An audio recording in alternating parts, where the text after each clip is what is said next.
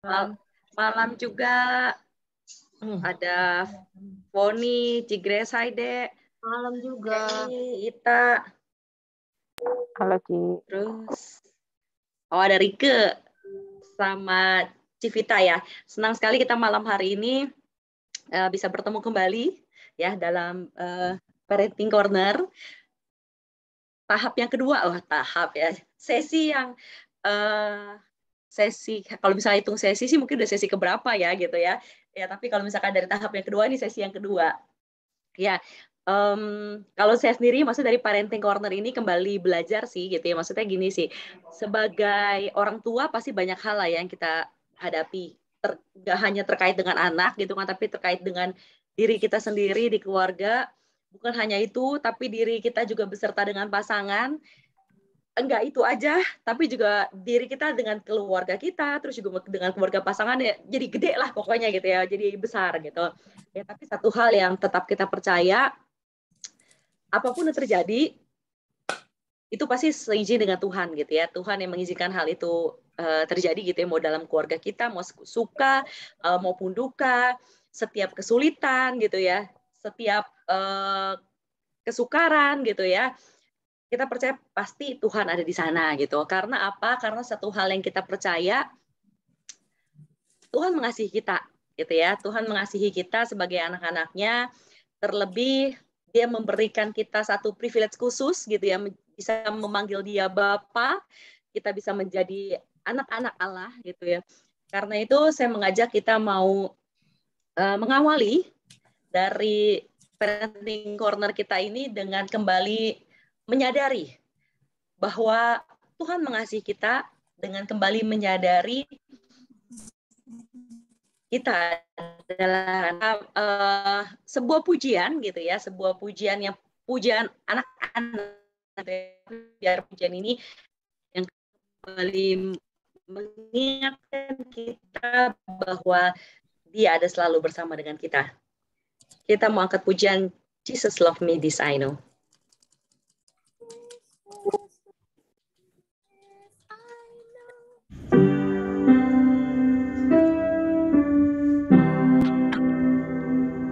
Jesus love me, this I know, for the Bible tells me so. Little ones to Him belong, they are weak but He is strong. Yes, Jesus love me. Yes, Jesus love me. Yes, Jesus love me. The Bible tells me so. Yesus sayang padaku. Alkitab mengajarku, walau ku kecil lemah, aku ini miliknya. Yesus Tuhanku, sayang padaku. Itu firman-Nya di dalam Alkitab.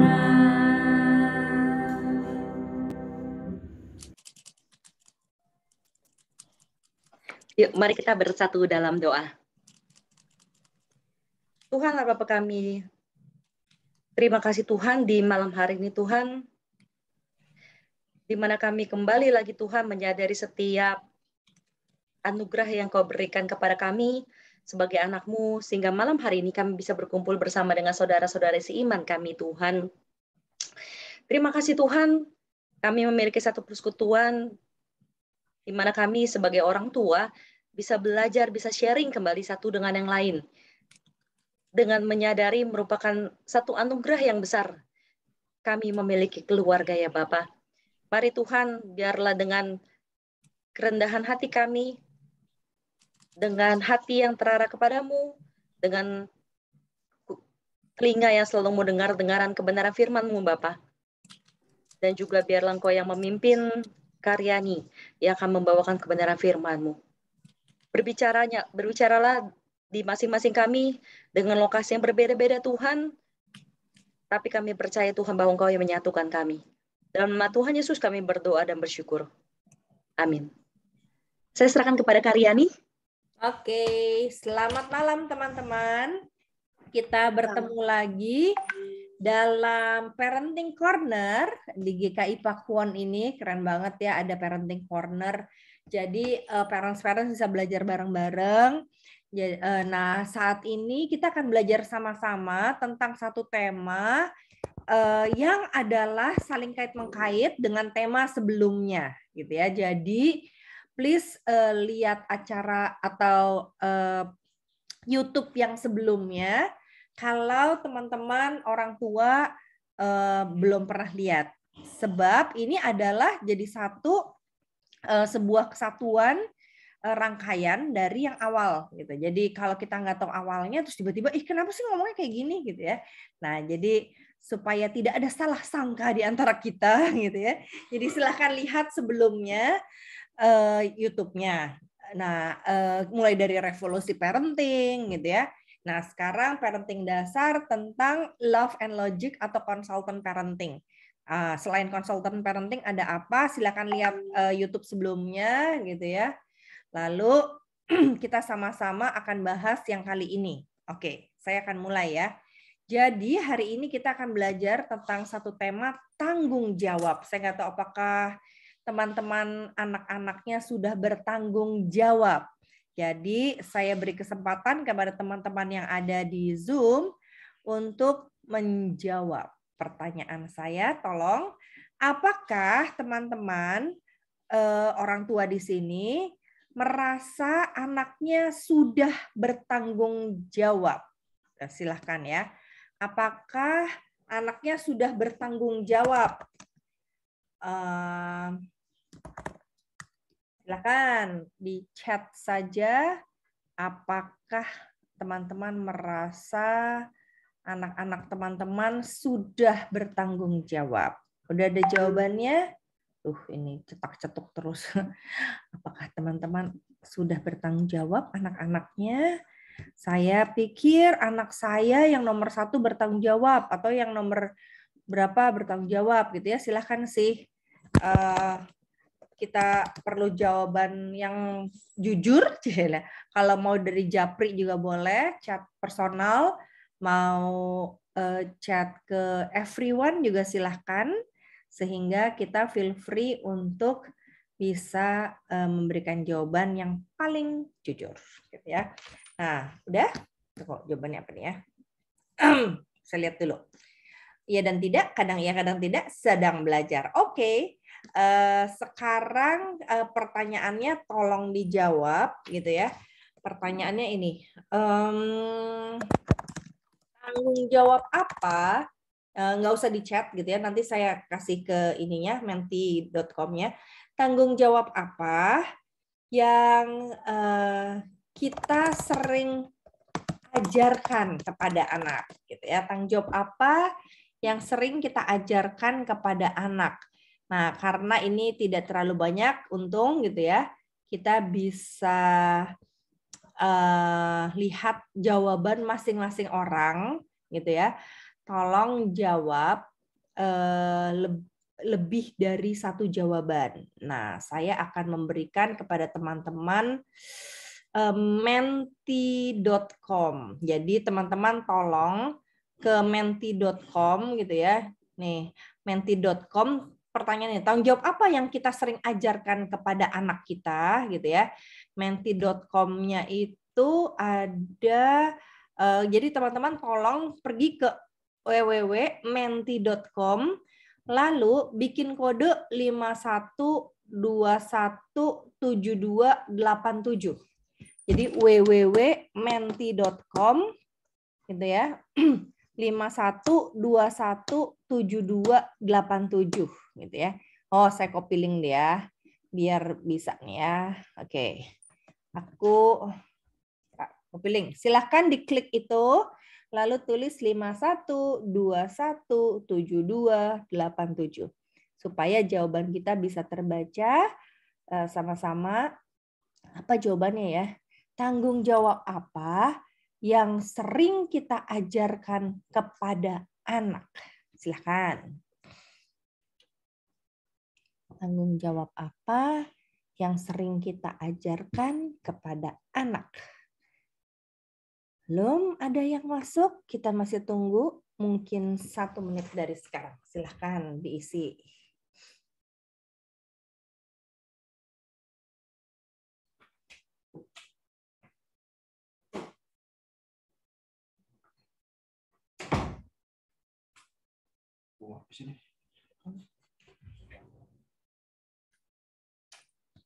Ada? Sudah ada yang berhasil? Oke.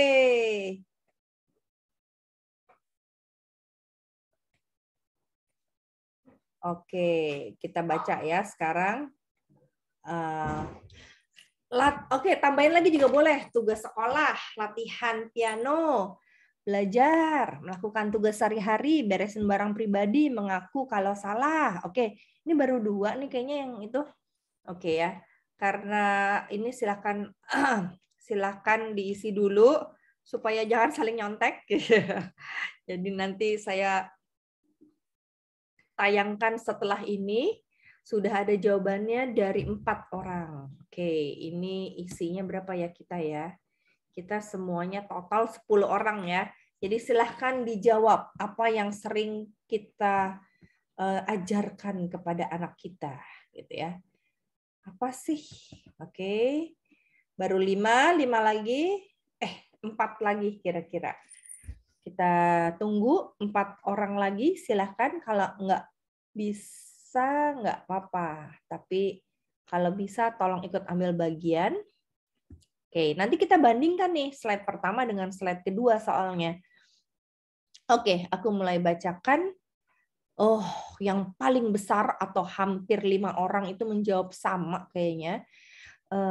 Tunggu, saya masih tunggu 4 orang lagi ya menjawab. Silahkan kakak-kakak, apakah bisa pergi ke menti.com dengan nomornya sudah dapat? Nomornya adalah ini. 51 ini ya, coba lihat. 51217287. Silakan. Apa sih yang sering kali diajarkan oleh para orang tua? Saya menunggu 4 lagi. Silakan kalau ada yang mau jawab. Belajar 1 ya. Ternyata kakak-kakak ini, ini ada bareng jawab ya. Ternyata kakak-kakak ini suka sekali ya menyuruh anaknya belajar. Betul nggak? Sampai berapa kali tuh? Bosan nggak tuh nyuruh anaknya belajar? Ayo belajar gitu ya. Capek nggak nyuruh anak belajar? Saya sih terus terang hampir nggak pernah nyuruh anak saya belajar. Kadang-kadang malah nyuruh dia main aja yuk sama saya gitu kan ya. Nih emak-emak memang satu. Nah, oke. Untuk kakak-kakak yang baru, kalau mau bergabung, silahkan pergi yang di chat itu ada 7287. Silahkan kakak-kakak. Ada http www.menti.com. Silahkan diklik, lalu masukkan kode 51 itu yang di chat ya. 51217287. Oke. Pertanyaannya adalah apa saja yang seringkali tanggung jawab apa saja yang seringkali diajarkan kepada anak. Kelihatannya udah cukup ya yang menjawab. 5 orang saja, sisanya belum menjawab. Belum ya? Oke, kita tayangkan aja ya jawaban dari teman-teman semua. Jawabannya adalah belajar itu paling banyak. Berarti 5 orang seneng banget, sering banget nyuruh anaknya belajar, gitu ya. Nah, yang kedua, yang sama berarti jawabannya masing-masing satu-satu beda-beda ya. Bereskan mainan, habis masak beresin, bersih-bersih, beresin barang pribadi, jaga barang milik pribadi, latihan piano, mengaku salah, mengerjakan worksheet, melakukan tugas sehari-hari, tugas sekolah. Menarik ya? Jadi tentang beres-beres di satu sisi tuh yang di bawah setelah belajar. Mengenai sekolah, dia bikin atas. Keren banget nih Menti ya. Dia bikin berbeda. Kalau yang piano di sebelah kanan, bersih-bersih, yang lain lagi mengaku salah sebelah kiri. Nah, teman-teman, ini kan seringkali kita ajarin ya. Seberapa kali? Sampai bosen nggak sih kita ngajarin seperti itu? Saya sih nggak kebayang. Kalau dari anak saya TK sampai anak saya kuliah nanti, saya masih suruh. Ini belum ada nih yang jawabannya apa? Bangun pagi. Nggak tahu, teman-teman, kakak-kakak membangunkan anaknya nggak di pagi hari? Bangun, bangun, bangun, bangun gitu ya. Sampai mereka ada yang mesti 2 kali dibangunin, 3 kali dibangunin. Ada di antara kita yang mesti dibangunin anaknya. Anak di atas kelas 3 SD, siapa di antara kita, silakan raise hand. Di atas kelas 3 SD, anaknya siapa yang masih dibangunin? Raise hand? Masih. Oke, pakai reaction. Ada yang mau raise hand? Oke. Ada anaknya yang masih dibangunin di atas kelas 3 SD. Nah, sekarang kita tanya yang sebaliknya. Mau tahu nih bener apa enggak? Siapa di antara kakak-kakak, teman-teman, yang setelah anaknya kelas 3 SD itu bangun sendiri? Ada? 1. Hanya 1 yang bangun sendiri. Yang lain jadi bangun apa nggak bangun? 2. Setelah 3 SD bangun sendiri ya, nggak usah dibangunin. Kak Grace anaknya nggak usah dibangunin ya, dia bisa bangun sendiri ya. Kalau sekolah sih iya Kak. Cuman kalau libur karena dia takut telat. Jadi motivasinya karena kalau telat gurunya pasti catat gitu dan malu sama teman-teman. Gitu. Cuman kalau hari libur kadang masih dibangunin, misalnya Sabtu gitu kan kesempatan tidur sampai siang gitu. Tapi dibangunin jadinya. Kalau Sabtu ya kadang-kadang masih yang kecil. Nah, yang kecil tuh masih dibangunin. Oh. Kalau sekolah minggu kita bangunin nggak anak kita? Oh, kalau hari Minggu enggak. Karena sekolah Minggu siang sih ya, Kak. Oh, oke. Sekolah Minggu jam 10. Jadi mereka memang kebiasaan bukan misalnya siangnya itu kalau di rumah tuh jam 7 juga udah termasuk siang gitu ya, jam 7-an, jam 8 gitu biasanya udah bangun. Nggak sampai siang tidur di kamar gitu, enggak. Karena kalau di rumah jam pagi juga udah rame gitu. Sehingga dia juga pada bangun. Oke, jadi bangun tidur sendiri ya. Oke, yang lain lagi apa sih tanggung jawabnya? Misalnya berdoa sebelum makan, kita suruh mereka ajarin doa. Udah berdoa belum? Udah berdoa belum? Atau malah biarin aja mau doa mau enggak serah gitu. Kak Sandi gimana anaknya? Saya gitu. Ya. Kalau doa iya. Kalau doa kadang-kadang sih Kak. Kalau maksudnya kan mostly kan banyak kan kita yang di saya yang di rumah gitu kan sama anak-anak. Jadi kadang lebih ke arah cuman udah doa belum? Mereka sih akan jawab udah tadi. Jadi kan karena kan pas begitu nengok dia orang udah pada suap gitu kan. Aku cuma nanya, jadi tadi udah doa belum? Biasa sih kalau enggak yang kecil udah langsung, Mama tadi Dede udah doa. Oh, oke. Dia malahan. Keren banget. Doa simple. Doa simple sih sebenarnya sama kayak yang diajarin di sekolah. Ya udah saya pikir kalau mau makan kita samain aja lah udah. Ya. By the way bicara tentang berdoa, yang terpenting adalah mereka bisa ngomong sama Tuhan, bukan cuma nyebutin doanya gitu ya. Jadi simple nggak masalah, yang penting pokoknya dari hati dia gitu ya. Oke, thank you banget. Nah, jadi bicara tentang tanggung jawab, apa sih yang saya mau bagikan kepada teman-teman? Karena tanggung jawab itu sesuatu yang unik nih. Setiap orang pengen anak-anaknya bertanggung jawab gitu ya. Tapi nggak tahu teman-teman baru pernah dengar atau enggak gitu ya. Saya mau bagikan kepada teman-teman bahwa sesungguhnya tanggung jawab dalam hidup anak-anak gitu ya, dalam hidup anak-anak kita itu bukanlah, saya ambil ininya dulu. Tanggung jawab di dalam hidup anak-anak, khususnya anak-anak juga yang kecil, entah anak-anak yang remaja gitu ya, bukanlah sesuatu yang harus terus-menerus diajarkan. Menarik ya. Tanggung jawab bukan untuk diajarkan. Tetapi apa dong maksudnya? Tanggung jawab itu jadinya mesti gimana nih? Anak saya apa nggak perlu tanggung jawab, makanya bukan diajarin gitu ya. Nah, kita akan lihat apa maksudnya tanggung jawab bukan diajarkan. Ya, saya mau membaca dari Amsal 22 ayat 6 dulu. Dikatakan, didiklah orang muda menurut jalan yang patut baginya, maka pada masa tuanya pun ia tidak akan menyimpang pada jalan itu. Jadi memang dari sekarang perlu diajarin. Diajarinnya apa? Diajarinnya pola. Saya nggak bilang diajarin indoktrinasi. Makan doa, makan doa, makan doa gitu ya. Bukan itu. Jalan yang patut baginya itu adalah cara atau pola yang kita mau tularkan kepada anak kita. Gitu ya.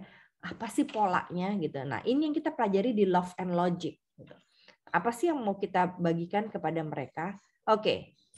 Membesarkan anak yang bertanggung jawab itu sesuatu yang mustahil nggak di zaman seperti ini. Kita punya tantangan ya. Tantangannya adalah tantangan buat anak nih ya. Nanti SD, SMP, SMA dengan drugs. Dengan drugs ya. Jadi drugs dimulai dari dia bergantung pada sesuatu, lalu dia cari drugs. Biasanya dia frustrasi, nggak ada yang diajak ngobrol, ngomong, dia drugs atau rokok. Gitu ya. Itu nanti ke depan SMP, SMA akan melakukan itu kalau nggak ada yang bisa dijadiin pegangan. Gitu ya. Yang kedua, nah ini, porn atau pornografi dari internet itu ternyata sudah ada sejak TK. Bayangin, TK loh udah ada pornografi. Saya pernah bertemu dengan seorang orang tua yang anaknya TK sama SD kelas 2 atau kelas 3 gitu ya. Itu nonton porn. Dan dia ternyata baru lihat di history anaknya, 4 bulan dia udah nonton pornografi. Dua-duaan tuh anaknya nonton. Terus tanya, kenapa kamu nonton seperti ini? Karena ini fun, Mami, katanya. Mereka nggak ngerti gitu ya, tantangan itu tantangan untuk akhirnya ada satu anak remaja yang bilang, aduh aku tuh ya di otakku tuh isinya itu terus, kepengen itu terus gitu. Hati-hati, karena otak kita sudah di-set gitu ya, adrenalinnya untuk bilang porn itu menyenangkan loh, nonton porn, nonton lagi, sampai nanti kalau menikah tidak bisa melakukan apa-apa kecuali kalau dia disemangati oleh nonton porn. Hati-hati. Alkohol juga tantangan zaman ini. Premarital sex itu akibat pornografi juga. Otak udah diisi adrenalin, udah kepikir saya akan senang kalau nonton porn, maka saya akan kalau pacaran nanti saya sudah punya bayangan akan melakukan ini dan ini sama pacar saya. Lah bener, ada orangnya ya sekalian aja digarap gitu ya. Nah, hati-hati, dan itu menyebabkan depresi pada diri orang-orang yang mengalami addiction atau keterikatan.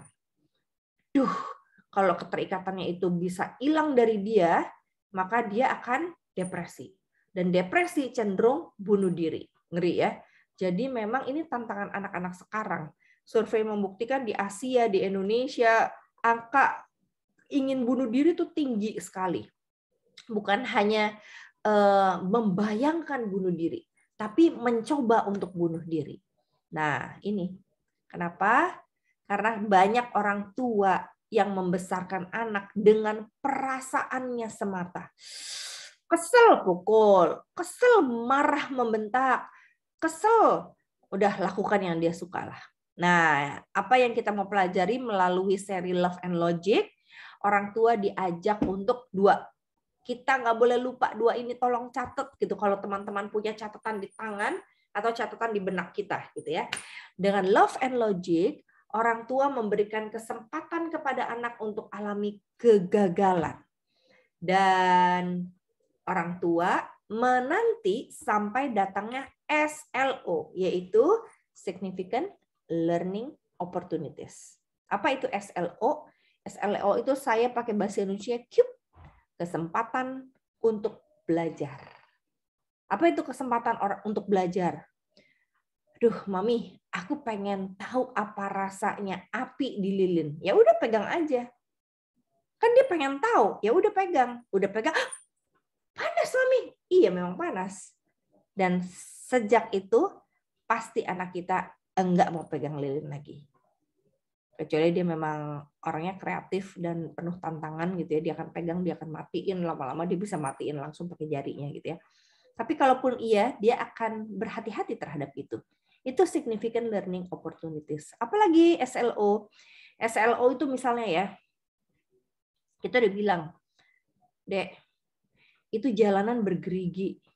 Kalau kamu lari ya, terus kesandung, kamu bisa jatuh loh. Dan itu tuh jatuhnya nggak tahan-tahan loh. Itu akan bonyok kakinya atau akan berdarah-darah. Kenapa? Dulu waktu Mami kecil, Mami juga kalau lari tiba-tiba ada batu seperti itu, sedap gitu ya. Batu terkena dengkul itu sedap banget deh, langsung berdarah-darah gitu ya. Ya scratch sedikit lah, darahnya cuma sedikit, tapi lumayan jadi keluar darah-darah gitu ya. Nah udah, bener nih dia main lari-larian sama temennya. Mami aku main dulu ya lari-larian, oke gitu kan ya. Jebrok jatuh. Waktu jebrok jatuh, nah ini nih SLO nih, significant learning opportunity. Biasanya apa yang dilakukan orang tua? Silakan, Anastasia. Kalau dalam keadaan seperti itu, anak seperti itu peristiwanya akan ngomong apa ke anak? Kan tadi udah dibilangin, masih aja kayak begitu. Iya, benar, gini. Ini suami istri kompak banget jawabannya. Oke, Kastri Rejeki jawab apa? Sama nggak? Idem nggak? Ya paling tuh kan. Tuh kan, dibilangin kan gitu. Aduh, ada yang beda apa enggak ya? Kak Heni. Kalau terjadi seperti itu, Kak Heni akan ngomong apa? Sama. Tuh kan tadi udah dibilangin. Oke, Kak Novita berbeda nggak? Akan ngomong apa ke anaknya? Kalau saya sih bilangnya sama sih, Bu. Kayak gitu juga. Oke, Kak Sandrike Panda. Kalau saya bilang, bukan, tadi jadi bilang apa jatuh kan. Oke. Padahal anaknya belum ngerti. Belum ngerti ya. Kak Devina Octavia. Wah, saya absen dah semua dah. Kak Devina, jawab apa? Ya, Kak. Kenapa, Kak? Sorry. Kalau anaknya jatuh, padahal kita udah ceritain nih, itu tuh ya jalanan bergerigi, kalau kamu jatuh bisa berdarah. Mami juga dulu pernah waktu kecil lari-lari, berdarah-darah gitu ya. Tiba-tiba dia, Mami aku mau lari-lari, oke gitu ya, dia lari-lari, jebrok jatuh. Kakak ngomong apa?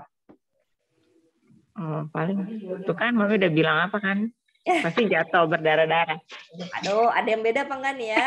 Kak Foni, jawab apa Kak Foni? Saya ada masa dulu pernah jawabnya sama seperti teman-teman tuh kan, tapi ada masa nggak gitu lagi, lebih ke jatuh ya, sakit ya, berdarah ya udah obatan gak sembuh, kan tadi udah ya gitu, ya gitulah. Oke, thank you. Kak Grace akan jawab apa? Sama Kak, tuh kan. Oke, ya terima kasih untuk kejujurannya gitu ya.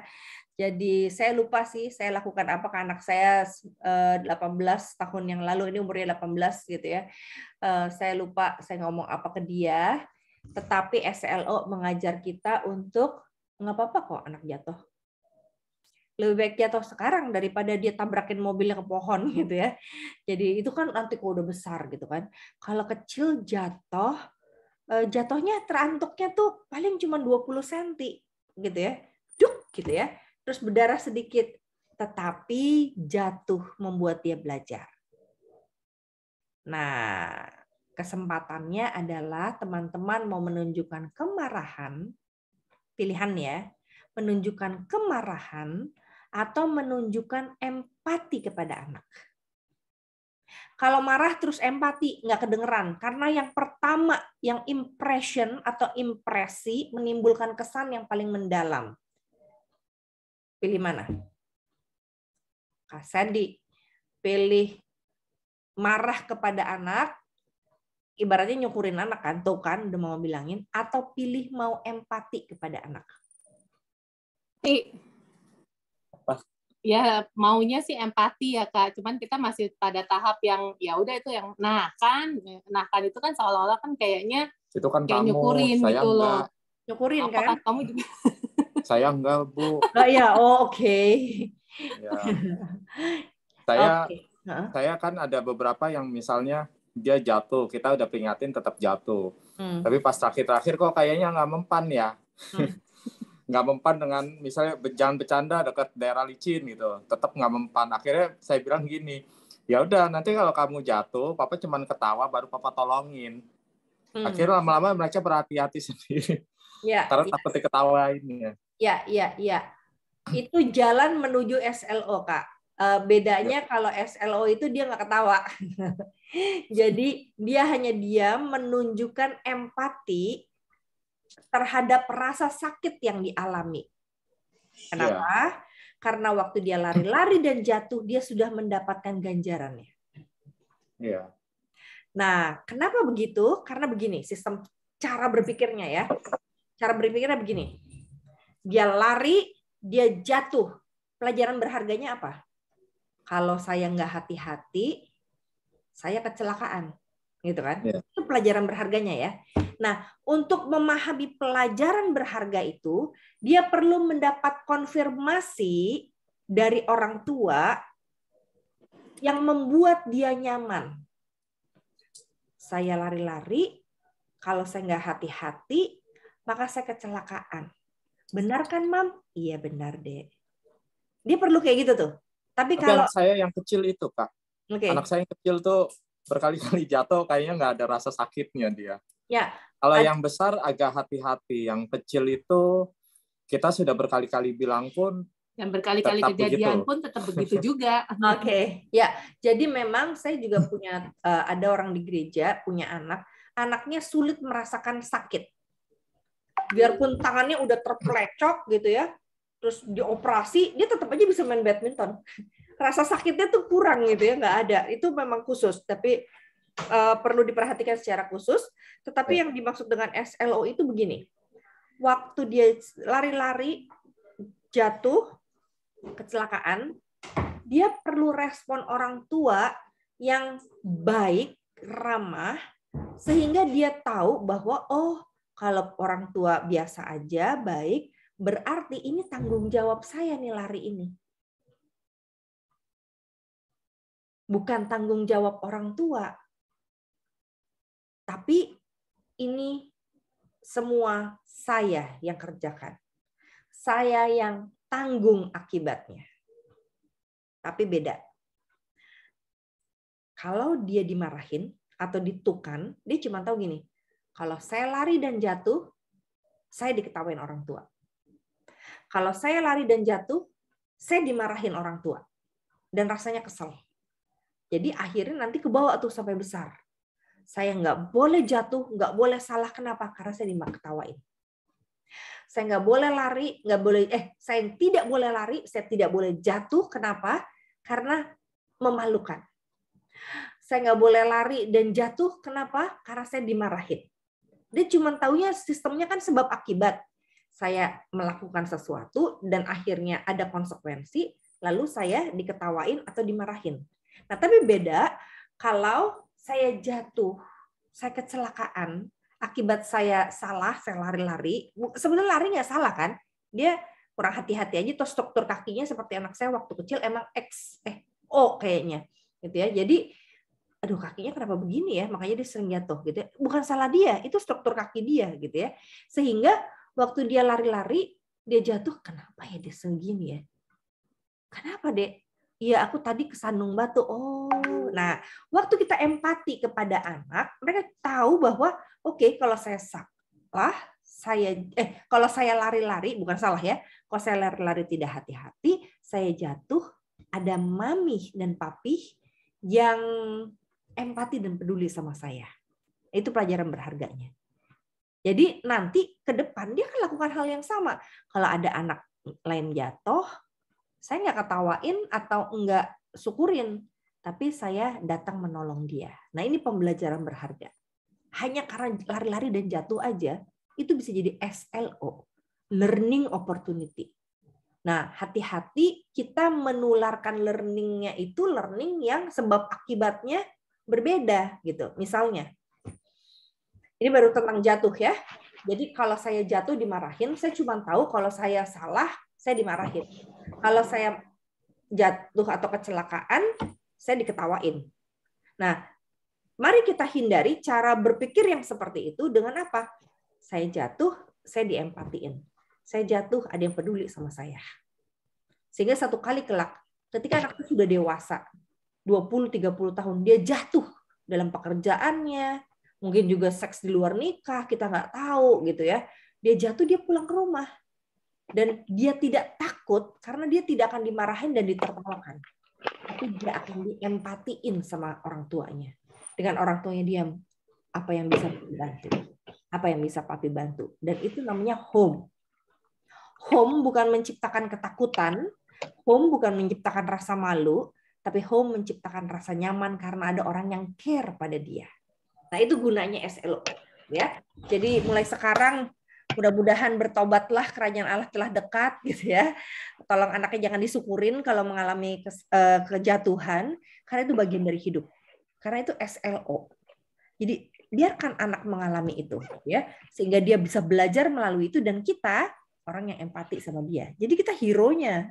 Kita tempat di mana anak akan datang dan mengadu. Kenapa? Untuk yang kakak-kakak anaknya di bawah 6 tahun, dia sedang belajar trust loh. Kalau dia trust sama kita, dia akan cerita sama kita kalau mengalami kesulitan. Bedanya, kalau anak-anak kita nggak trust ke kita, ngalamin masalah apa aja, kesulitan apa, dia nggak mau cerita. Gitu ya. Jadi bangun trust. SLO bikin anak trust kepada orang tua karena orang tua empati sama dia. Itu pelajaran minggu lalu, 2 minggu yang lalu kalau nggak salah ya. Nah, prinsip love and logic apa aja? Ini 4 ya. Ada pilihan. Kenapa anak-anak disuruh milih? Bukankah Tuhan sendiri juga memberikan kita pilihan? Jadi pada waktu dia memberikan pilihan kepada kita, kita juga bisa memberikan pilihan itu kepada anak-anak kita, gitu ya. Jadi biarkan anak-anak kita boleh memilih ketika mereka mendapatkan pengalaman yang sulit. Apa ganteng banget apa main dulu apa? Oke. Jadi ada pilihan ya. Jadi Tuhan berikan. Nah, pilihannya untuk apa? Untuk gagal atau sukses. Ini gagal sukses kan satu sisi koin gitu ya. Jadi kalau enggak buat apa di Taman Eden ada pohon pengetahuan yang baik dan tidak baik gitu ya. Jadi justru Adam dan Hawa tidak dapat teruji bertanggung jawab kalau dia tidak punya pilihan. Sama, kalau anak kita nggak punya pilihan, gimana kita ajarin tanggung jawab? Makan gitu ya. Kalau dia makan sayur, makan buah. Kalau enggak, kamu sembelit. Jadi mau nggak mau ya dia makan, nggak bisa mikir gitu ya. Padahal kalau kita mau dia tanggung jawab, Mami sediain ini ya, pepaya. Buat kamu makan, terserah mau jam 7 apa jam 9 malam. Nah, setelah itu kamu cuci piringnya sendiri. Hati-hati karena bisa disemutin atau nanti ada tikus atau ada tikus, kecoa, apa namanya, cecek apapun itulah ya bisa ngelewatin. Jangan lupa ditutup kalau misalnya bisa. Nah, ini dia nggak mau tutup kan? Dia nggak mau tutup, dia nggak mau makan sampai besok, terus mulai nggak enak rasanya karena dia benyek gitu ya di besokannya. Terus ini gimana? Ya udah biarin aja dulu gitu ya, biarin dulu. Terus diam aja. Nanti kalau misalnya dia duduk sama-sama di meja makan, ini punyamu loh gitu. Nada dasarnya tuh harus diturunin dari do tinggi jadi do rendah gitu ya. Itu punya kamu loh. Itu Mami beli harganya nggak murah loh. Terus udah diam aja, terus dia makan. Nah terus dia nggak mau makan, ya udah sampai rusak. Ya udah, ini udah rusak loh. Udah digituin aja nanti. Cuman diceritain aja. Kalau kita cool, kita tenang, kita tidak nyuruh dia, kita cuman kasih tahu konsekuensinya. Ini harganya Mami beli loh. Kalau dia sampai busuk, nggak enak di perut, atau kalau dibuang gimana? Jadi selalu pilihkan 2 gitu ya. ini dimakan, nanti mungkin nggak enak di mulut, di perut, atau dibuang, ini berarti buang-buang uang loh, gitu. Jadi kasih tahu aja konsekuensinya. Nah, ketika dia bisa memilih, ya udah deh dimakan. Anak saya suka gitu tuh. Kalau udah konsekuensi, dia lakukan deh, gitu ya. Tapi kan jadi nggak enak rasanya. Nah, di situ dia belajar. Karena mami nggak marah, mami cuma kasih tahu konsekuensinya apa, maka lain kali saya nggak mau lagi. Kenapa? Karena yang makan pepaya nggak gitu enak saya akhirnya, dia gitu ya. Nah itu jadinya gagal suksesnya kita serahkan pada dia. Cinta. Bicara tentang cinta, kita mencintai anak bukan berarti kita protect dia selalu. Dan akhirnya dia misstep namanya. Jadi misstep tuh ada step yang dihilangkan atau tidak diperhatikan sehingga dia tidak bisa bertumbuh gitu. Jadi kalau kita bilang kita mau melindungi itu bukan sama dengan care. Care itu bukan selalu melindungi gitu ya. Jadi cinta itu justru ini membiarkan dia gagal, membiarkan dia belajar dari kegagalannya, membiarkan dia punya pilihan gitu ya seperti ini, membiarkan dia punya pilihan dalam hidupnya. Nah, terus biarkan dia sukses atau gagal, dia belajar polanya. Itu yang diajarkan. Oh, kalau saya nggak belajar, saya dapat jelek ya. Dan mami nggak apa-apa. Tapi saya malu di sekolah. Gitu. Jadi untuk anak-anak yang lambat untuk belajar, biarkan dia melalui pengalaman. Jadi kalau tidur, bangun, gitu kan. Wah, dia belajar dari pengalaman dimarahin. Tapi dia belum tentu belajar. Gitu ya. Jadi biar aja dia coba aja nih. Nah, tanggung jawab, ini jawabannya. Tanggung jawab bukan diajarkan, tapi ditemukan. Ditemukan. Coba, ada nggak kita sharing lagi ya? Nah, ini saya mau, tunggu. Saya akan terusin dulu, baru nanti ada sharing group. Tanggung jawab apa yang kita temukan dalam hidup anak-anak. Gitu ya. Nah, terus kalau gitu saya nggak boleh negur. Gimana dong kalau anak saya melakukan kesalahan? Atau gimana dong kalau dia misalnya hampir melakukan sesuatu yang keliru gitu ya. Nah, ada satu kata yang diajarkan dalam Love and Logic gitu ya. Jadi perlu ada kode. Salah satu kode misalnya kalau kita kan udah cerita. Jadi model Love and Logic itu bukan memerintah, tapi menceritakan. Nanti ya Dek ya. Kalau ya ini sepatu kamu nggak masukin ke dalam rumah, dia ada hujan, nah terus hujan basah gitu. Kalau basah kamu nggak bisa pakai lo buat sekolah besok gitu ya. Tapi ya nggak apa-apa, silahkan kamu maunya yang mana.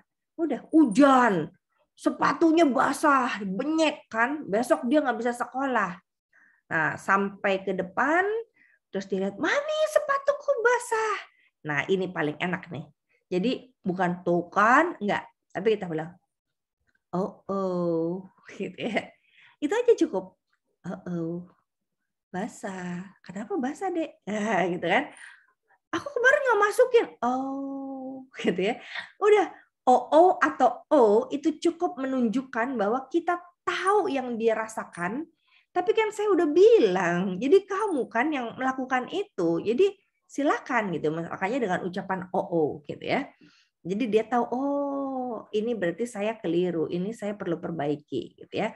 Nah satu hal yang tidak bisa kita katakan kepada anak adalah, gitu ya, kamu harus tanggung jawab, gitu ya. Itu nggak bisa kita katakan gitu kepada anak. Kenapa? Karena dia nggak akan dengar. Dia nggak akan dengar kita ngomong seperti itu dan tidak akan masuk ke dalam pikiran mereka. Jadi perlu ada kesempatan ya untuk anak bertanggung jawab. Nah, apa itu kesempatan bertanggung jawab? Jadi kenapa sih ada anak-anak yang nggak pernah bisa terlihat bertanggung jawab? Ya ini, karena dia nggak punya kesempatan untuk bertanggung jawab, selalu disuruh, sehingga pilihannya mengikuti instruksi atau memberontak. Hari ini saya podcast dengan pendeta-pendeta GKI Pondok Indah. Ternyata banyak teman-teman pendeta itu yang sejak kecil itu seringnya tuh dipaksa atau disuruh. Itu menjadi kerapuhan buat hidup para pendeta gitu ya. Kerapuhan kenapa? Karena meragukan otoritas. Nggak mau sembarangan disuruh-suruh gitu. Saya nggak mau disuruh gitu. Jadi sensitif sekali dia gitu ya waktu disuruh-suruh. Nah, jadi kenapa anak-anak nggak bisa tanggung jawab? Karena emang nggak punya kesempatan. Kesempatannya bukan bertanggung jawab. Kesempatannya adalah mengikuti instruksi. Itu bukan tanggung jawab. instruksi itu ya memang perintah gitu ya. Jadi itu bukan responsibility. Nah itu pertama ya. Jadi anak nggak diberi kesempatan untuk bertanggung jawab karena semua orang tua yang beresin. Orang tua yang kedua, orang tua yang ambil alih. Jadi orang tua yang kerjakan, kalau dia lalai orang tua yang minta maaf, kalau dia terlambat orang tua yang salah karena nggak bangunin, kalau dia mengalami sesuatu yang buruk dalam masyarakat orang tua dianggapnya yang nggak ngajarin, itu semua salah orang tua. Karena biasanya orang tua yang ambil tanggung jawab. Yang ketiga, nah ini, karena orang tua selalu khawatir dan mengingatkan anak, gitu ya, dia melakukan simpati, tapi tulisannya salah. Simpati tapi tidak menyelesaikan masalah. Simpati itu tidak menyelesaikan masalah. Orang tua cuma khawatir-khawatir aja, mami khawatir kamu sakit nih, Dek, gitu ya. Terus makanya jangan main-main di bawah hujan deh. Nanti kalau kehujanan kamu sakit, itu kan simpati ya, tapi tidak menyelesaikan masalah tanggung jawab gitu. Nah, anak yang bertanggung jawab sebetulnya anak yang self esteem-nya bertumbuh dengan baik. Jadi dan itu ditemukan, bukan diajarkan. Lalu waktu kita menemukan apa yang perlu kita lakukan, memberikan afirmasi atau memberikan apresiasi. Iya betul seperti itu. Mami cukup, mami bangga kamu melakukan itu, keren, mantap, gitu ya. Nah nanti itu kita akan sharingkan, ya. Amsal 20 ayat 11 bilang anak-anak dikenal dari perbuatannya, apakah jujur dan bersih kelakuannya. Apa yang membuat anak jujur? Anak jujur, gitu ya. Kalau dia nggak takut dimarahin, takut dihukum, takut direndahkan, gitu ya. Jadi hati-hati. Anak-anak kita bisa-bisa tidak jujur, takut-takut karena dia takut dimarahin sama kita, takut ditukar-tukar, jadi dia nggak jujur. Mami, aku sebetulnya nggak mau bikin PR. Nggak mau bikin PR, kenapa? Nggak bisa PR-nya. Dia nggak berani ngomong kayak gitu. Aku nggak ngerti gurunya ngomong apa, Mami. Dan lagi aku butuh guru les. Dia nggak bisa tuh ngomong lengkap seperti itu. Kenapa? Karena kalau saya ngomong, nanti Mami udah emosi. Atau Papi udah emosi. Udahlah, nggak usah ngomong deh. Gitu ya. Nah, jadi akhirnya akibat yang sebelah kiri nih, sebelah sini ya, sebelah kiri, yang sebelah kiri, anak-anak menghasilkan tipe yang kanan. Ada yang berpikir bangun tidur ya, kayaknya orang nggak suka ya sama aku ya. Apalagi kalau aku gagal, aku pasti diketawain sama mereka. Ingat-ingat siapa yang ketawain saya ya waktu saya kecil gitu kan ya. Nah akhirnya dia nggak punya self esteem yang baik. Lalu akhirnya merasa saya orang gagal gitu ya. Nah beda kalau anak-anak yang dibesarkan dididik dengan cara-cara gitu yang patut baginya, yang rasa cocok dan nyaman di hatinya, dia akan bilang saya kira orang tuh menyukai saya, jadi saya nggak apa-apa, saya pergi aja, saya ngomong aja, saya lakukan aja, biar saya lakukan ini. Nah, dua konsep ini berbeda ya. Oke, sebelum kita sharing di dalam grup, jadi minggu depan kita akan belajar self concept. Jadi anak-anak yang punya self concept yang buruk tidak bertanggung jawab biasanya. Jadi kalau kakak-kakak punya anak yang kurang bertanggung jawab, kadang tanggung jawab, kadang enggak, itu bisa karena self konsepnya gitu ya. Bisa karena dia akan menghasilkan anak yang malas belajar, bully orang, berargumen dengan guru, mencuri, dan perilaku-perilaku lain yang menyimpang. Nah, sedangkan mereka yang punya self concept, dia kan punya banyak teman, lakukan tugas dengan teratur, tidak bermasalah di sekolah katanya. Sebab korelasinya anak yang punya self concept yang baik punya prestasi di sekolahnya. Dan anak yang bertanggung jawab, kalau dia merasa dirinya baik. Anak akan bertanggung jawab kalau dia merasa dirinya baik. Ya. Nah, terakhir dia berpikir gini nih, cara berpikir anak. I am what I think you think I am. Ya, ini mudah-mudahan bermanfaat buat kita semua yang menghadapi dan mengatakan tuh kan, gitu ya. Jadi I am what I think you think I am. Saya nih, siapa saya? Itu bergantung kepada apa yang papa mama pikirkan tentang saya. Jadi kalau papa mama mikir, duh ini anak bodoh bener sih, ya udah itu jadinya dia. Kalau kita, aduh malu banget punya anak kayak gini, ya nggak pede, ya itu jadi dia. You think I am. Papa mama pikir siapa saya, itu yang saya pikirkan. Nah, jadi itu di hati loh, bukan di pikiran. Jadi hati kita pikir, anak saya tuh ganteng, cantik atau enggak. Anak saya tuh sebetulnya pintar apa enggak, gitu ya. Saya berpikir anak saya pintar. Tadinya saya ragu. Terus saya sekolahkan di sekolah internasional, saya pikir dia pintar. Saya pikir dia tidak pintar. Saya meragukan kepintaran dia. Tapi saya bilang begini, Tuhan, saya sekolahin dia ke sebuah sekolah yang saya pikir dia bisa menjadi seorang yang pintar di sana. Dan benar, dia pintar di sana. Walaupun dia kerja keras, dia jadi nggak punya teman gitu ya, tapi dia pengen buktiin rupanya saya bisa belajar, saya ngerti nih gitu ya. Dan dia mendapat nilai yang baik gitu ya dibandingkan dengan sekolah sebelumnya. Nah, waktu saya bilang, kamu tuh pintar loh, Dek. Dan benar. Dia semakin hari semakin bisa meyakini diri, iya ternyata saya pintar ya gitu ya. Walaupun dulu saya kayaknya bodoh banget, dapat nilainya jelek terus gitu ya. Tapi sekarang kok saya bisa ya dipanggil ke UI untuk jadi mahasiswa undangan gitu ya. Aduh, itu dari nilainya 234 sebelumnya itu Saudara, tapi sekarang 8910 gitu ya. Jadi banyak orang tua termasuk saya itu nggak terlalu memperhatikan self konsep anak. Itu saya keliru sejak anak saya TK dan SD. Tapi fokusnya pada kelemahan anak. Jadi nilai jelek lagi gitu ya. Fokusnya pada itu. Terus, kenapa ngomong kayak gitu? Aduh, kenapa pakai baju begitu? Aduh, pokoknya pakai kelemahan terus deh gitu ya. Nah, bagaimana dengan teman-teman?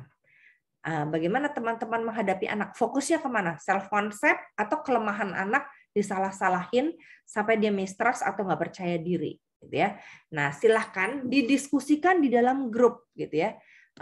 Saya akhiri dengan slide 11. To protect them is not to love them, gitu ya. Jadi untuk melindungi anak, gitu. Kalau kita selalu melindungi anak, kita nggak sayang sebetulnya sama anak. Jadi sayang itu berarti memberikan kesempatan mereka belajar. Dan belajar itu tidak dipaksakan. Belajar itu benar-benar dari hati dia sedia. Anak nomor 1 bisa jadi lebih cepat, anak nomor 2 lebih lambat. Atau kebalikannya. Tapi nggak apa-apa. Yang penting dia belajar walaupun lambat. Kenapa? Belajar lambat, tapi kalau dari pikirannya sendiri, dari hatinya sendiri, nanti proses akselerasinya cepat sekali. Saya mau ceritakan anak saya sebagai penutup sebelum teman-teman berdiskusi. Anak saya itu paling nggak bisa kalau sesuatu tidak masuk logisnya dia atau akal dia. Dia nggak bisa tuh bilang, makan sekarang, habiskan, sampai habis. Nggak mau dia. Tapi kalau saya cerita gitu ya, Dek, kayaknya ya, kita ini semua nih kalau lagi marah, itu berarti kita lapar loh, Dek. Terus dia bisa bilang tuh, kalau saya mulai kesel sama dia, Mami lapar kali, gitu ya. Oh, dia ngerti, masuk nih logikanya dia nih. Mami marah karena Mami lapar, seperti yang Mami katakan. Nah, itu dia mengcopy saya, mengikuti saya, itu kena.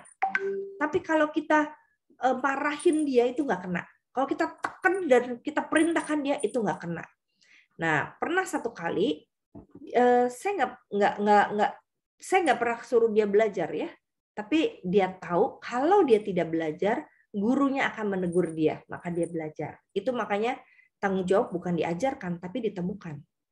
Atau yang lain lagi, kalau saya sakit, dulu waktu di Amerika kami sekolah, cuma berdua, kalau saya sakit kan nggak ada yang bikin makanan kan, masak nasi, bikin buncis, goreng tempe, itu dia lakukan semua. Waktu kelas 3-4 SD gitu ya, waktu kita di sana. Tanggung jawab itu ditemukan, bukan diajarkan. Kita cuma ceritakan boleh, ceritakan. Tapi bukan diindoktrinasi, harus begini, harus berulang-ulang. Bukan. Firman Tuhan yang bilang berulang-ulang bukan untuk itu. Firman Tuhan berulang-ulang, tunjukkan kamu cinta Tuhan, cinta Tuhan, cinta Tuhan. Melayani Tuhan, memberi persembahan buat Tuhan, berbicara kepada Tuhan. Itu yang mesti diulang-ulang. Bukan belajar, bukan. Lalu gimana dong? Nah, kalau kita mau minta mereka untuk belajar, ya kita ceritakan pada dia. Dek, tahu nggak? Oma ya, Oma itu tuh Dek pernah cerita ke Mami. Dia pengen tahu apa namanya nggak naik kelas. Jadi dia nggak naik kelas sampai dia malu, sampai dia dihina sama temennya. Ya udah sejak itu dia nggak pernah nggak naik kelas. Tapi kamu mau seperti itu juga? Coba-coba dulu nggak naik kelas atau coba-coba gagal? Ya silahkan aja sih, gitu kan ya. Akhirnya diberikan pilihannya begitu. Pilih ini atau pilih itu, gitu ya. Jadi bukan memprotek dia harus melakukan sesuatu, tapi memberikan pilihan sebagai contoh, sebagai cara bahwa kita tuh mencintai dia, gitu ya. Nah, terus mencintainya juga bukan dengan emosi, saudara. Mencintainya tuh dengan nada dasar rendah, dengan kesabaran seperti saya ngomong kepada saudara tanpa emosi atau kemarahan, emosi kemarahan, gitu ya. Nah, jadi apakah saudara sudah melakukannya? Boleh dengerin YouTube-nya berulang-ulang untuk tahu, oh maksudnya ini ya. Tuh si Jim Fay ngomong gitu ya, melalui saya dengan tulisan seperti ini. Silahkan dipertimbangkan apakah saya sudah menjadi orang tua yang melihat anak saya itu bertanggung jawab. Karena tanggung jawab bukan diajarkan, tetapi ditemukan. Ya. Nah, silahkan sharing teman-teman antar kelompok, di dalam kelompok, apa saja yang teman-teman sudah dapatkan dari anak sebagai hasil tanggung jawab mereka. Atau ada pertanyaan dulu sebelum kita masuk dalam grup. Silahkan. Ada yang mengganjal? Ada yang mau ditanya?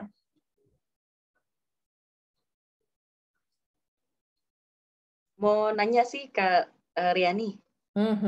Ya, kalau misalkan dengan yang tadi Kak Riani bilang gitu ya, masa tanggung jawab ditemukan gitu kan ya. Idealnya umur berapa sih mereka bisa seperti itu sih Kak Riani? Begini, semua bisa mulai dari kecil, tapi tanggung jawabnya apa? Gitu. Misalnya gini, nah tuh bukan diajarkan, tapi didapatkan atau ditemukan gitu ya. Tapi sebelumnya ada prasyarat. Satu, dikasih contoh. Yang kedua, diceritain. Gitu ya. Terus ketiga, kalau dia tidak melakukannya, bukan tuh kan, tapi gitu ya. Gitu, karena sudah diceritakan, sudah pernah dicontohin gitu. Nah, jadi kalau kecil misalnya ya, coba anak-anak TK misalnya gitu ya, tumpah gini, bukan diajarkan, tetapi tadi storytelling, diceritain. Kedua, dikasih contoh. Ketiga, diajak melakukannya bersama. Nah, tumpah nih. Yuk kita ambil tuh. Ambil dari dapur, lap. Kamu pegang ini, Mami pegang ini, yuk kita lapin yuk. Lapin barengan gitu ya. Udah. Besok kita lihat. Kalau tumpah dia ambil lap. Walaupun nggak bersih. Nggak apa-apa. Nah, itu dari kecil bisa, Kak. Tapi pilih gitu. Nggak semua hal kan. Makan sendiri. Kan dia belajar tuh makan sendiri kan. Tumpah-tumpah nggak apa-apa. Karena tujuannya bukan makan tidak tumpah. Tapi tujuannya makan mandiri dulu. Nah, nanti kalau udah semakin besar, semakin rapi, gitu kan, semakin nggak belepotan, bertahap jadinya. Ya, oke, thank you. Ada pertanyaan lain sebelum kita masuk dalam grup? Oke. Silahkan, ada pertanyaan. Halo, malam Kak. Ya. Silahkan. Kak, mau nanya, kalau anak salah terus kita omelin, tapi dia disuruh minta maaf nggak mau, itu kira-kira kenapa ya Kak? Karena memang dia nggak rasa salah. Jadi itu nggak fair buat dia. Kenapa saya harus minta maaf? Jelasin dong, gitu kan? Saya nggak merasa bersalah. Apa contohnya Kak? Yang terakhir aja diingat, anak melakukan apa? Biasanya sih dia ajak kita main gitu kan. Terus mungkin kita lagi repot gitu kan, lagi ngerjain sesuatu lah gitu. Terus dia tuh nggak sabaran orangnya gitu. Terus kalau kayak gitu langsung tantrum gitu Kak. Umur berapa dia? 4. Umur 4 ya. Umur 4. Karena konsentrasinya anak umur 4 tahun itu kan memang sedikit kan, pendek. Bukan nggak sabar, tapi gini loh. Ibarat anak kecil minum, dia cuma bisa 1 sloki sekali minum, kita 1 gelas besar. Nah, kita harap dia sabar tuh seperti gelas besar. maka dia nggak bisa masuk kategori gelas besar. Dia masih 1 sloki kesabarannya. Nah, jadi sebetulnya bukan dia nggak sabar, tapi dia tidak jelas. Penantiannya itu nggak jelas. Misalnya nih ya, mama-mama ajak anaknya shopping. Terus anaknya merusuh di tempat baju, ditarikin tuh bajunya. Kenapa? Ini lo punya mainan. Ini kan bukan salah dia dong kalau dia ngambilin itu baju. Saya pernah tuh ke Singapura, toko buku ya. Saya nggak ngerti saya pendidikan anak. Jadi anak saya tuh dirokotin aja tuh buku satu-satu diturunin. Saya masa bodoh aja. Terus saya ditegur sama orangnya, Bu maaf ya, ini anaknya tolong bawa keluar karena toko buku kami ini kan dijual bukunya. Jadi kalau rusak diambilin sama dia, rusak kan kita yang mesti ganti gitu kata dia. Oke, terima kasih. Nah, ternyata itu tuh. Jadi kita mesti tahu satu pikiran melangkah ke depan lebih dulu dari dia. Misalnya dia mau main, kita tahu nih jam mainnya, tingkat kesabarannya seperti ini. Kita sibuk, ya kita waktu dia tidur kita lakukan ini. Atau gini, anak itu kan punya konsentrasi yang terbatas. Sebelum dia bangun, kita udah sediakan kalau anaknya bukan anak kreatif, Kak. Tapi anak praktis namanya. Anak praktis itu mesti dikasih tahu main apa sekarang. Udah selesai, dia udah bosan, ganti lagi, ambil lagi mainan lain. Dia main yang ini. Dia perlu dikasih program bermain. Sementara saya punya ponakan, dulu saya kangen gitu ya, mau ngambil dia nih besok atau lusa gitu ya. Dia kreatif banget. Dari panci, dari apapun dia bisa main terus tanpa dia ngerepotin kita. Gitu. Nah, itu dia kan main terus. Tapi untuk anak-anak yang praktis, dia pasti akan minta mamanya kalau udah bosen, dia minta mainan lagi. Jadi kita, kayak saya nih di gereja ya, kalau anak saya, ini khotbah berapa jam nih? 20 menit. Oke, kalau gitu saya mesti bawa kira-kira 10 mainan. Gitu ya. Jadi saya bawa 10 mainan untuk 20 menit khotbah. Itu saya udah ada tuh di pikiran saya, supaya dia jangan ngerusuh.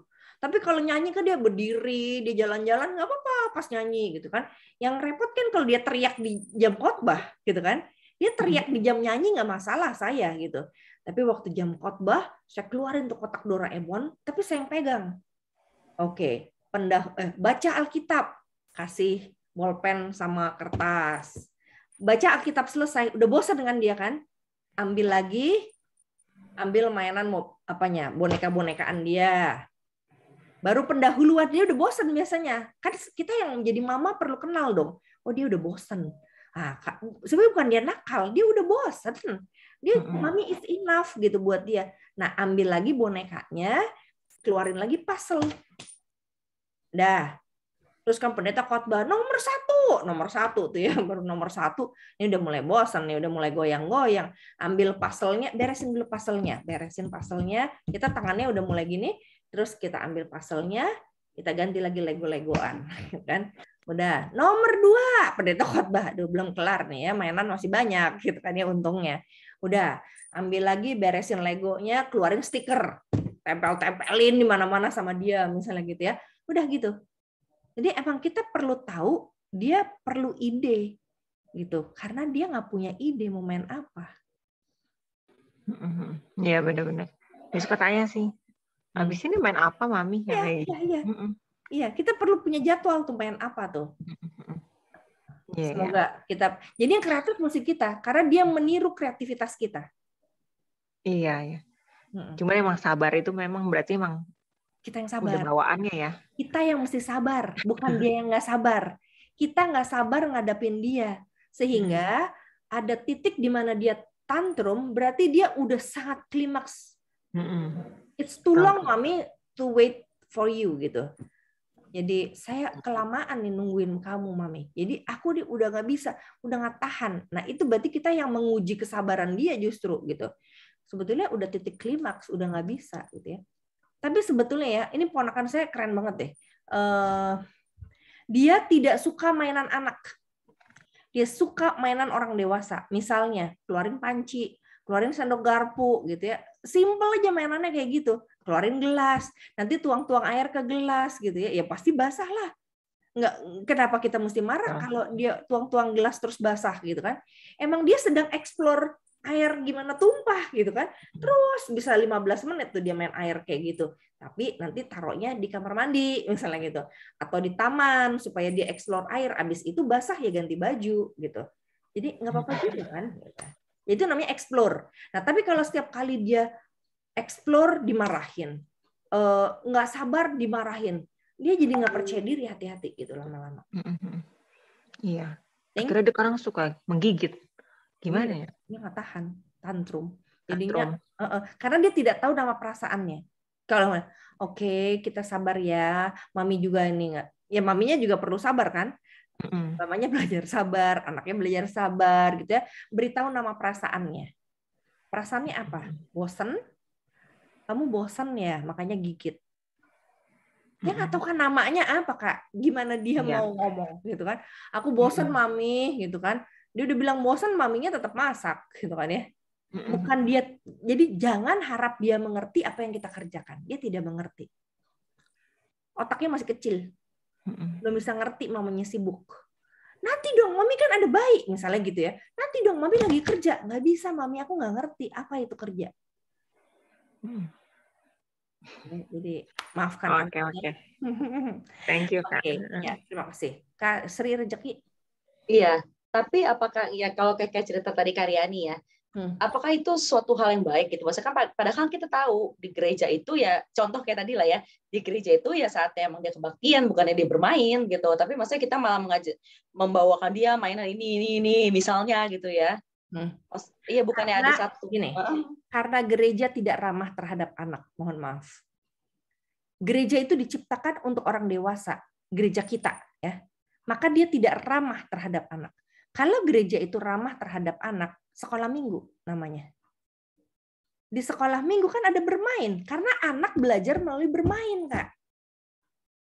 Anak tidak belajar melalui duduk diam. Anak belajar melalui sebuah metode yang semuanya sama, yaitu bermain. Nah, sementara bermain itu bukan dunia orang dewasa untuk belajar.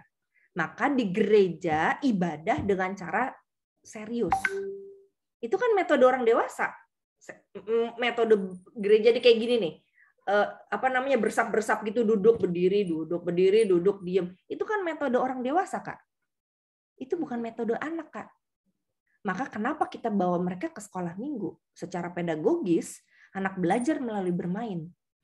Daripada dia bermain di dalam gereja, orang tua reseh, gitu kan? Orang tuanya nggak bisa memahami anak itu.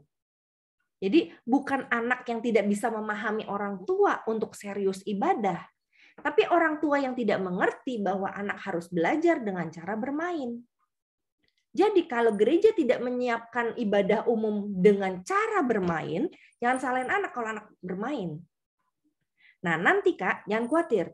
Kalau dia sudah mulai dewasa, kayak anak saya ya, itu kan saya cerita umur 5 tahun Kak. Waktu saya bawa ke Amerika umur 9 tahun, dia sudah bisa duduk dan mencatat semua khotbah. 9 tahun. Dalam bahasa Inggris. Jadi dia duduk karena kami, waktu kami datang tuh umur 9, 8 mungkin.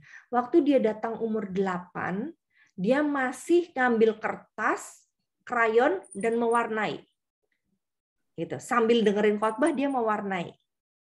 Di umur 9, dia sudah tidak ambil lagi kertas untuk menggambar. Dia ambil kertas yang kosong, karena dia bisa menulis kan. Maka dia menulis khotbah. Di umur 10, dia gabung antara khotbah dengan menggambar. Gambarnya apa? Gambar khotbahnya, Kak, digambarin sama dia. Jadi dia, teman saya tuh, Pendeta Yoas, profesor, dia bilang, kayaknya ringkasan khotbah dia lebih bagus daripada lu, Ri, katanya gitu. Karena dia memang sudah belajar dari umur 9 tahun membuat ringkasan khotbah. Gitu. Nanti udah sekarang gitu ya. Sekarang dia udah nggak nulis SMA kelas 3 ya. Memang dia ada masa pemberontakan lah, saya akui gitu ya. Tapi SMA kelas 3 ketika dengar khotbah gitu, walaupun di rumah sambil tidur-tiduran gitu, itu tidak ideal memang. Tapi ya memang cara setiap orang beribadah juga berbeda sebetulnya kan. Model spiritualitas orang berbeda. Hatinya serius. Nah, selesai itu dia bisa nanti ibadah sambil masak-masak gitu ya. Pokoknya nggak ideal banget deh buat orang ibadah. Tapi buat saya itu relevan, kontekstual. Jadi hatinya beribadah. Kalau dia ada kesempatan dia tutup mata berdoa, dia sebetulnya hatinya beribadah. Tapi dia nggak sabar aja sebagai anak hiperaktif gitu. Jadi kadang-kadang dia mengambil kesempatan pas khotbah dia masak lagi ya. Tapi tahu nggak kakak-kakak, begitu selesai masak, begitu selesai khotbah, dia bisa bilang gini, aku setuju dengan khotbahnya pendeta itu. Dia bisa kayak gitu. Jadi dia mendengarkan. Gitu. Nah yang penting orang dengerin God's message atau perilaku sikapnya. Memang perilaku adalah ungkapan dari keseriusan pikiran dan perasaan, tapi kan belum matang anak remaja. Kita nggak bisa paksakan mereka. Dengan kita marah dan paksakan mereka, mereka mundur. Nggak enak ibadah kayak gitu dimarahin. Gitu. Jadi konsep ibadah dulu kita perlu tahu, konsep dunia anak kita perlu tahu, metode yang cocok buat anak kita perlu tahu, gitu ya, sehingga akhirnya kita bisa ramah terhadap anak. Saya terus terang nggak setuju dengan ibadah intergenerasi kalau ibadah itu tidak memikirkan gaya belajar anak. Nggak bisa anak bisa disuruh untuk duduk ya. Anak yang takut sama orang tuanya, takut dimarahin, takut dihukum, dia kan duduk diam. Tapi anak-anak yang kritis, kreatif, hiperaktif, dia nggak bisa melakukan itu. Apa dia harus disingkirkan dari gereja? Gereja nggak ramah dong terhadap anak-anak yang seperti, padahal katanya gereja untuk semua jenis orang, all are welcome. Tapi maunya satu cara, yaitu duduk diam. Nggak bisa dong. Itu nggak fair gitu. Sementara Tuhan hadir buat anak hiperaktif, untuk anak Down syndrome, untuk orang lumpuh. Orang lumpuh aja datang ke Tuhan Yesus dengan tiduran. Gimana tuh? Ya kan? Jadi setiap orang caranya berbeda. Nah ini yang kita nggak biasa. Kenapa? Nah, seperti yang saya yang lalu pernah ngomong, kita ini lahir dari dunia postkolonialisme, pasca penjajahan. Dan penjajahan cuma punya satu metode, seragam. Supaya apa? Begitu kamu berontak, saya tahu, saya hukum. Supaya apa? Supaya kamu tetap jadi daerah jajahan. Jadi kalau orang-orang pinter, orang-orang kreatif, pancung. Zaman Orde Baru juga gitu kan.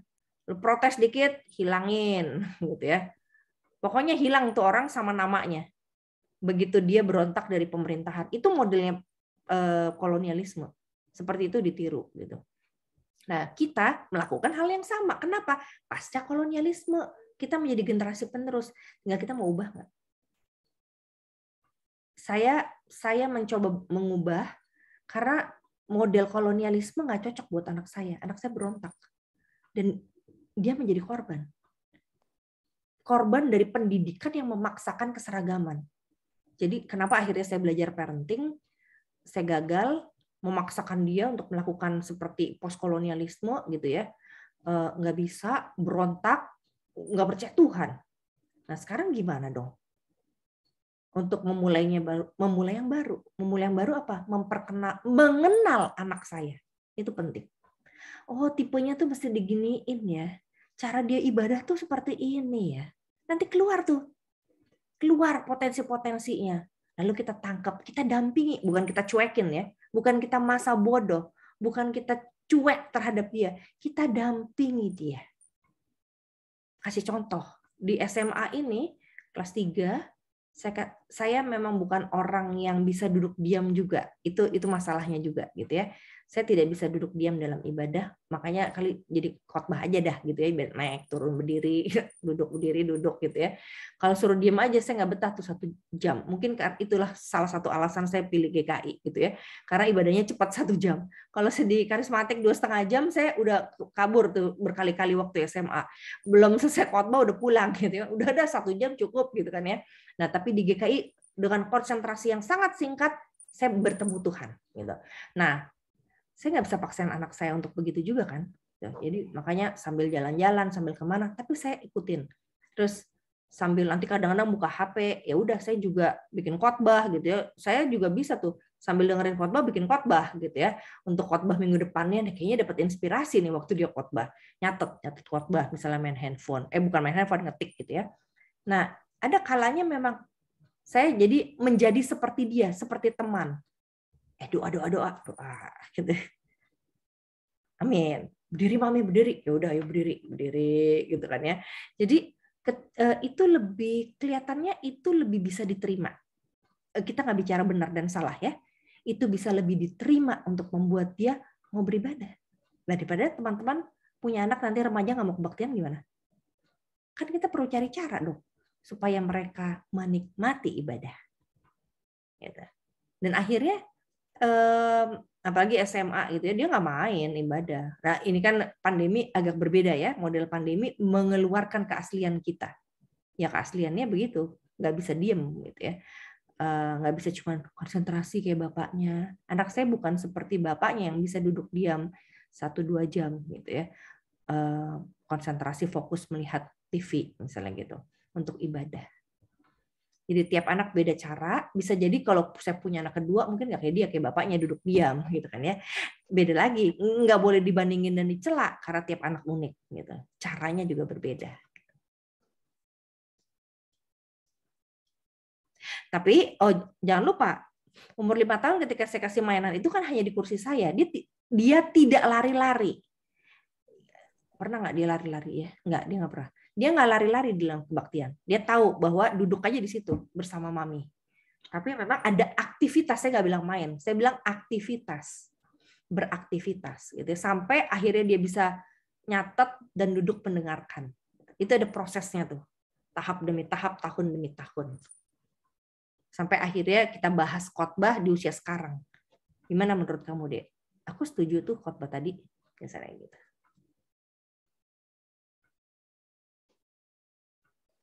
Oke, ada pertanyaan lagi dari kakak-kakak? By the way, kalau nggak setuju atau ada yang mau men-challenge, silahkan ya, Kak. Sehingga akhirnya kita nggak mendem dalam nih. Kok kayak gitu ya? Siapa tahu saya juga jadi belajar dari cara berpikir kakak-kakak gitu ya. Aku kan memfasilitasi kakak-kakak dengan apa yang aku tahu. Tapi kakak-kakak juga berhak men-challenge atau mengkritisi apa yang saya katakan gitu ya. Kalau pikir-pikir seminggu ini, 2 minggu ini, kayaknya gue nggak setuju deh, gue pasti ngomong gitu ya. Karena kita mau lepas dari pendidikan postkolonial. Jangan selalu, oh ya dia paling benar, nggak juga sih gitu. Oh iya yang kemarin saya mungkin keliru, mesti diperbaiki seperti ini. Jadi kita saling belajar. Gitu ya. Thank you untuk pertanyaan. Maka saya sangat suka dengan pertanyaan, karena itu mengkritisi saya juga, membuat saya juga bisa berpikir lebih kritis lagi. Thank you. Ada lagi? Oke ya Kak, kita 15 menit aja. 10 menit lah, cuma bertiga. 10 menit apa yang kita temukan dari anak-anak kita, 15 menit oke lah, sorry. Biar bisa curhat-curhat maksudnya. Sebagai tanggung jawab dia. Jadi bukan diajarkan, tapi saya temukan. Gitu, seperti yang saya katakan tadi. Mari silahkan saling berdiskusi.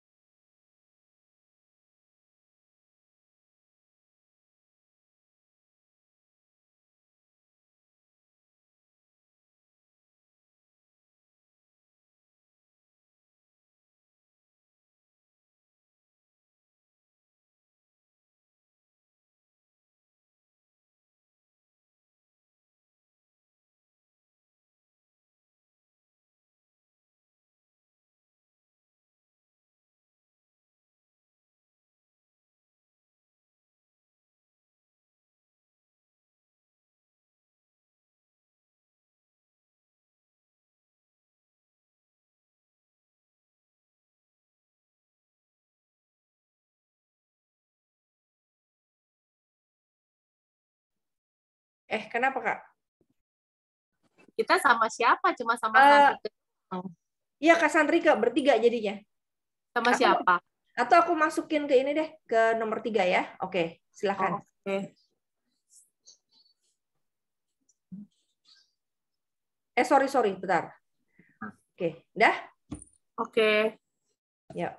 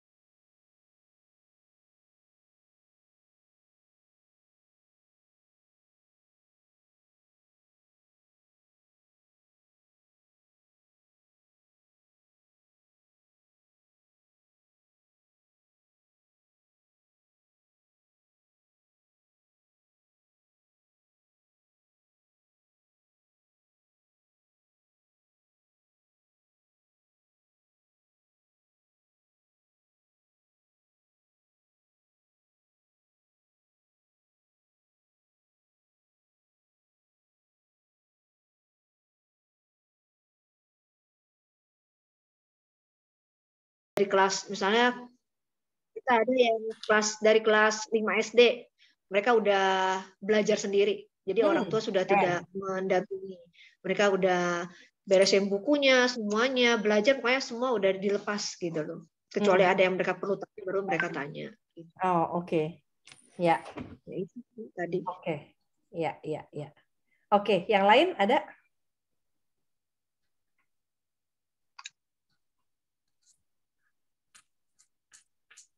Oke. Ada di Kak Grace, ada tadi di kelompoknya? Kalau tadi sih rata-rata anaknya beberapa sudah mulai tanggung jawab dalam hal belajar, itu yang ada sekitar kelas 4 SD. Kemudian ya tanggung jawab bangun pagi itu rata-rata udah. Kemudian kalau yang kecil itu tanggung jawab dalam ini agenda, Kak. Jadi maksudnya tahu jadwalnya tapi masih ada pendampingan belajar. Oh, oke. Ya seperti itu sih, Kak. Oke. Ya, thank you banget. Oke, jadi mulai hari ini beri apresiasi please kepada anak-anak yang sudah bertanggung jawab. Jadi PR-nya ke depan, begitu dia tanggung jawab, wah keren. Jadi nggak usah terlalu lebay kasih apresiasi, tapi kode-kode yang menunjukkan sikap hati, sehingga mereka tidak terkecoh oleh ekspresi kita, ekspresi di depan, tapi dia rasakan, mama saya bangga loh. Saya pernah ketemu dengan seorang yang gagal dalam pernikahan, terus dia bilang, saya nggak pernah merasa papa mama saya bangga sama saya. Jadi bangga itu penting loh. Jadi wow keren, udah cuci piring ya kita. Jadi oh iya bagus banget nih. Gitu. Tapi ngomongnya pelan aja, nggak usah lebay. Nanti kayak apalagi anak remaja nanti aku ngomong, mama lebay banget sih ngomong kayak gini, orang cuma naruh gini doang gitu ya.